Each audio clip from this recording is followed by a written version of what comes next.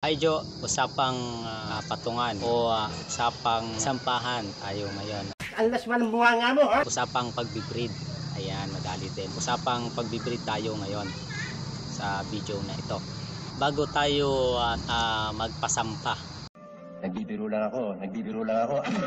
Oo, bago natin isampa, puro mali-mali yung sasabi na natin. Bago natin ipasampa yung babaeng rabbit o yung alaga nating rabbit, bago tayo mag-breeds, dapat na alam muna natin yung basic. Basic muna tayo. Kasi diyan mo masasabi kung talagang maganda yung kaklalabasan ng pagbibreed natin kung alam natin yung basic.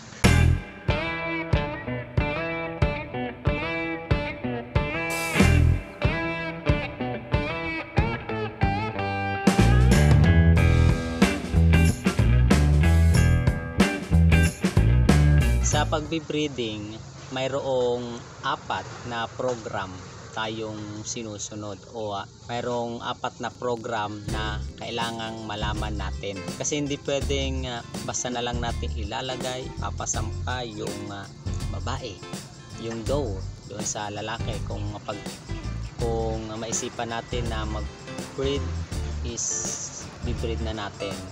Basta lalaki o basta doe, okay na. Pero hindi natin alam kung ano yung mga basic. Okay, number 1 na program na dapat na alam natin bago tayo magpasampa.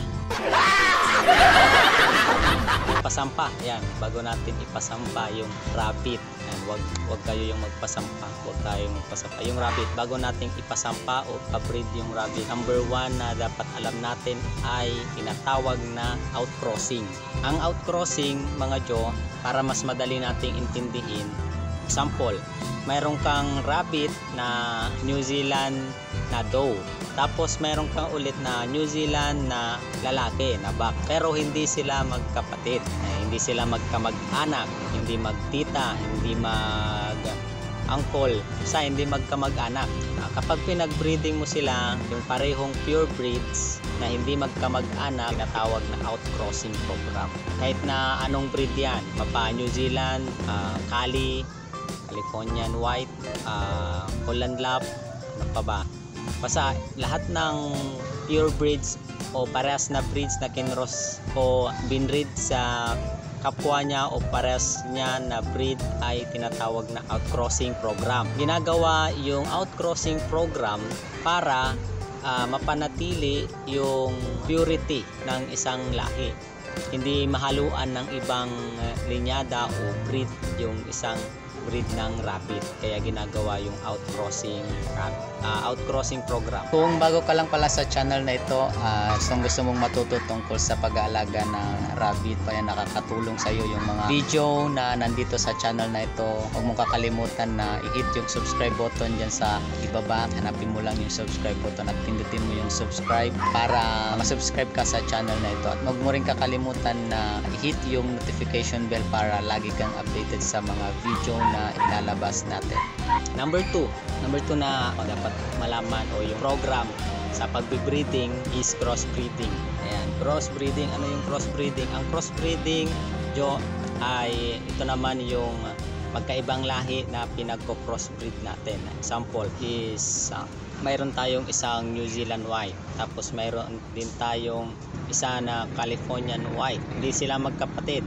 Hindi talaga sila magkapatid kasi magkaiba ng lahi. Ayan, magkaibang lahi, isang New Zealand, isang babaeng New Zealand na doe, isang lalaki o isang buck na Californian. Kapag pinag-breed natin sila, pinag-breeding mo sila, ang tawag doon is crossbreeding. Dito sa crossbreeding, dito natin pinapalabas yung mga hybrid na rabbit, mga F1, F2, F3.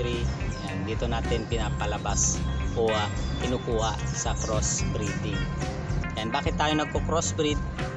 Gaya ng alam nyo na, nagko-crossbreed tayo dahil gusto natin i-improve yung isang lahi o linyada ng isang rabbit. Example, itong rabbit na ito ay madaming mag-anak pero hindi siya gaanong magaling mag-alaga, magpadede. Tapos itong lahi naman na ito ay konti yung inaanak, hindi ganong karamihan pero magaling siya magpadede. Yan, kapag pinag-crossbreeding natin sila, yung next na generation is makukuha nung anak nila yung characteristic na yon. Tapos ini-improve din natin kapag sa meat kayo or sa meat production, ini-improve natin yung bone to meat ratio, yung carcass na makukuha, saka yung growth rate.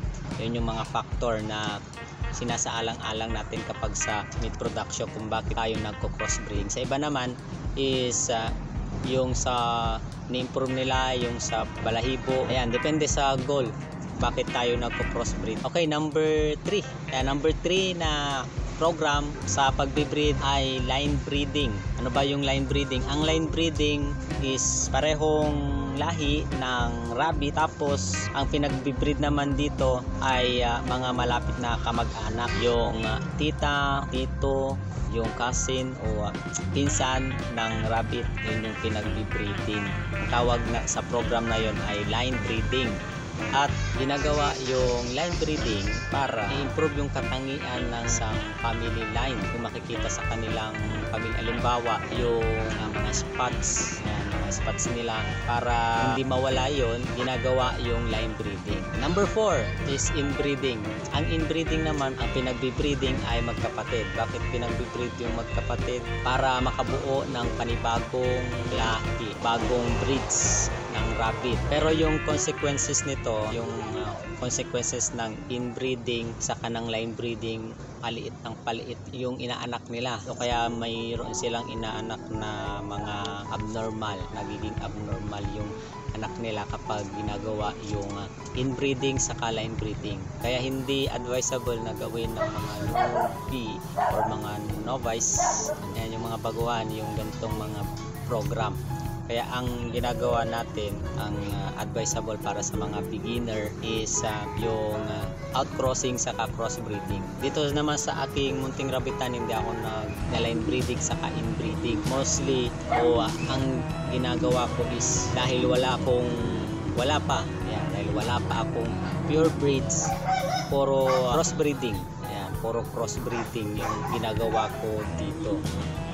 Pero ngayon sa video na ito, hindi tayo magsasampa o hindi natin i-actual tayo mag-tutorial kung paano mag-breed. Next video, abangan nyo kasi mag-breed tayo.